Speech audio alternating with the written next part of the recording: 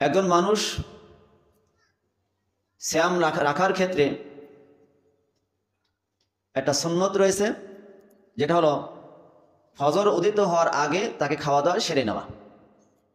গত জমা বলেছিলাম এই খাওয়া দাওয়া কোন মুহূর্তটা উত্তম, যা রাসূল কখন খেতেন।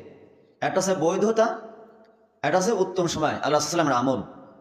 আপনি রাতে যে কোনো সময় খেলেই আপনার সাহরি খাওয়া হয়ে যায়, কিন্তু যদি মনে করেন আমি রাসূল সাল্লাল্লাহু আলাইহি সাল্লামের দেখানো নিয়মে আমি সাহরি খাবো, আলহামদুলিল্লাহ, সমস্ত প্রশংসা সেই মহান রব্বুল আলামিনের জন্য, যিনি আমাদেরকে এ রমাদান মাসে সুস্থতা দান করে শুধু তার সন্তুষ্টির জন্য সিয়াম রাখা তৌফিক দিয়েছেন। সেই মহান রব্বুল আলামিনের শুকর আদায় করি, আলহামদুলিল্লাহ।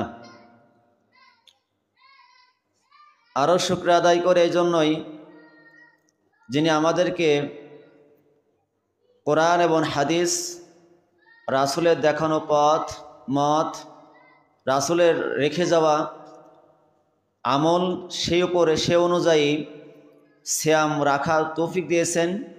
সেই মহান রব্বুল আলামিনের আবারও শুকর আদায় করি, আলহামদুলিল্লাহ। দরুদ ও সালাত বর্ষিত হোক প্রিয় নবী, প্রিয় রসুল, যার আদর্শ বাস্তবায়ন করা, যার নিয়ম নীতিতে ইবাদত করা, যার দেখানো পথের উপরে চলা, যাকে মান্য করলে জান্নাত, যাকে অমান্য করলে জাহান্নাম, সে নবীর প্রতি দরুদ ও সালাত, আল্লাহুম্মা সাল্লি আলাইহি আল্লাহুম্মা বারিক আলাইহি। আলহামদুলিল্লাহ, আমরা রমাদান মাসে ধারাবাহিকভাবে রমজান সম্পর্কে এবং সিয়াম সম্পর্কে আলোচনা করছি। আমরা আলোচনা করেছিলাম যে সিয়ামের কাকে বলে, এবং আলোচনা করেছিলাম রমজান মাসের ফজিলত, সিয়ামের ফজিলত। এরপর আমরা আলোচনা করেছি যে সিয়াম রাখার জন্য যে সাহরি খাওয়ার সময় এবং সিয়াম ভঙ্গ করার জন্য ইফতার করার সময়, সুন্নতের যে সময়, এই বিষয়ে আমরা আলোচনা করেছিলাম। একজন মানুষ সিয়াম রাখার ক্ষেত্রে একটা সুন্নত রয়েছে, যেটা হলো ফজর উদিত হওয়ার আগে তাকে খাওয়া দাওয়া সেরে নেওয়া। গত জমা বলেছিলাম এই খাওয়া দাওয়া কোন মুহূর্তটা উত্তম, যা রাসূল কখন খেতেন। একটা হচ্ছে বৈধতা, একটা হচ্ছে উত্তম সময়, আল্লাহ সাল্লামের আমল।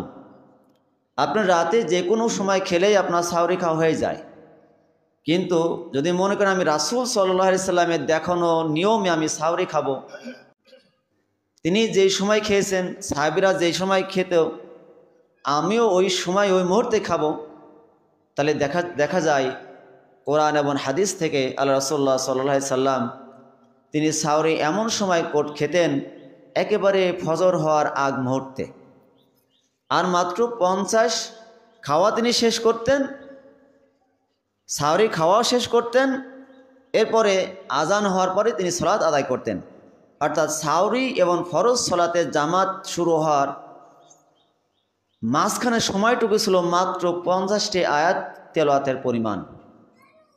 তার মানে একেবারে শেষ মুহূর্তে তিনি সাহরি খেতেন।